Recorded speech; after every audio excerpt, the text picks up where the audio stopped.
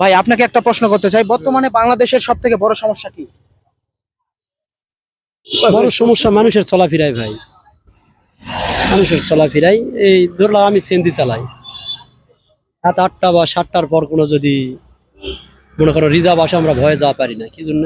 আমাদের রোডে মানে এই বিএমপি আসার পর থেকে, মানে আসেনি তো, তারপরও এই এক আসার পর থেকে খুব ধরাধরি এলা কারাগারি ছিন্ন ভিন্ন এলা বেশি হচ্ছে। বেশি হচ্ছে, হ্যাঁ ভাই।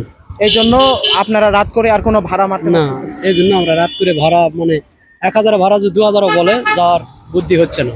আচ্ছা ধরেন একটা রোগী অনেক অসুস্থ, প্রায় রাত 2টা বাজে, সেই সময় যদি ইমার্জেন্সি আপনাদেরকে ডাক পড়ে, সেক্ষেত্রে আপনারা কি করেন তখন?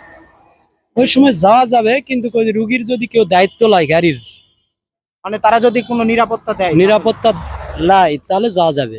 যেহেতু একটা গাড়ির দাম 4-5 লাখ টাকা দাম, এই জন্য ভয়ে আপনারা গাড়ি বের করতে পারতেছেন না ভয় রাতে। ভয় আমরা গাড়ি বের করতে পারি না ভাই।